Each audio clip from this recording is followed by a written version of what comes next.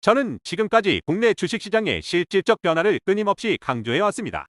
코스피가 오랜 기간 박스권에 갇혀 박스피라 불렸던 근본적인 이유는 결국 코리아 디스카운트 때문입니다.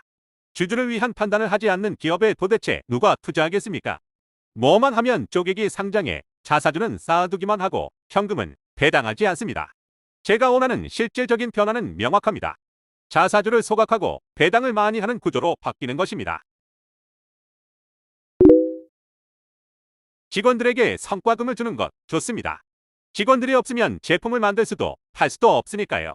삼성전자의 감사 페스티벌 같은 마케팅도 좋습니다. 소비자가 없으면 기업의 이윤도 생기지 않기 때문입니다. 그런데 왜 주주를 위한 의사결정을 하는 기업은 단 한 곳도 없는 겁니까? 우리가 그동안 상법 개정안을 강력히 지지했던 이유가 무엇입니까? 이사의 충실 의무의 주주의 이익을 우선시해야 한다는 조항을 명시하기 위함이었습니다. 하지만 지금까지 바뀐 게 뭐가 있습니까? 성과금 관련 논의가 지속될 때만 해도 저는 이렇게 믿었습니다. 그래, 우리 직원들 고생하니까 보상 두둑히 주고 열심히 일하면 기업 이윤이 더 발생하겠지. 내 배당은 조금 줄어도 괜찮아. 제 큰 착각이었습니다. 삼성전자 감사 페스티벌 때도 그래, 소비자가 있어야 기업도 있지라며 이해하려 노력했습니다. 하지만 더 이상은 못 참겠습니다. 도대체 언제까지 기다려야 합니까? 회사가 돈을 벌면 주주는 그 돈이 배당으로 돌아올 것이라는 기대감에 주가를 밀어올리는 게 정상적인 메커니즘입니다. 기업의 이윤을 공유하기 위해 투자하는 것이니까요. 그런데 우리 시장은 어떻습니까? 그저 이번에 100조 벌었다 발표하고 나면 끝입니까? 주주 환원은 없고 그저 단타와 레버리지 판으로 전락해버린 게 지금 우리 국장의 현실입니다.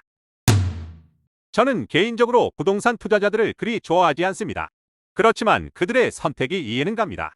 대한민국 고도성장기에는 분배보다 경제라는 파이를 키우는 데만 집중했기 때문에 지금처럼 배당을 하거나 자사주를 소각한다는 개념 자체를 정립하지 못했습니다. 주가가 오르지 않으니 자산 증식이 눈에 보이는 또 다른 투자 상품인 부동산으로 돈이 쏠린 것입니다.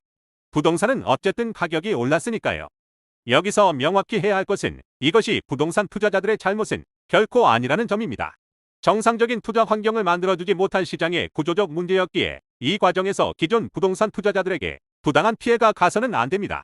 그러나 부동산은 거시적인 관점에서 경제에 매우 유해한 투자 상품인 것 또한 사실입니다.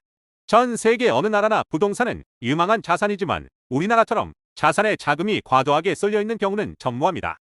왜 그럴까요? 부동산은 현금 흐름이 박하고 황금성이 떨어져 사고 팔기가 극도로 어렵기 때문입니다. 만약 그 자금들이 주식시장으로 들어온다면 어떻게 될까요? 자금이 기업으로 흘러들어가 재투자가 이루어지고 대한민국 경제가 건강하게 순환하게 됩니다. 그 과정에서 기술 혁신이 일어나고 고용이 창출되며 소비가 늘어납니다. 결과적으로 주주들에게 배당금 같은 강력한 현금 흐름이 생기면서 그 돈이 다시 소비로 이어지는 선순환 구조가 완성되는 것입니다. 부동산 투자는 바로 이 구조가 취약하기 때문에 국가 차원에서 투자를 줄여나가야 합니다. 이제 정부가 나서야 합니다. 부동산으로 흘러들어가는 과도한 투기를 억제하고 주식시장의 실질적인 변화를 위해 시장에 적극적으로 개입해야 할 때입니다. 다만 이 개입은 정교하고 세련되어야 합니다. 부동산 투자자들의 잘못이 아닌 만큼 시장의 급격한 충격으로 선량한 개인들이 피해를 보지 않도록 정부의 영리한 조율이 반드시 선행되어야 합니다. 만약 궁금한 종목, 개념이 있다면 댓글로 알려주세요. 구독자 500명이 될 수 있게 도와주세요. 만약 구독을 해주신다면 급변하는 경제 소식을 요약 정리해드리겠습니다.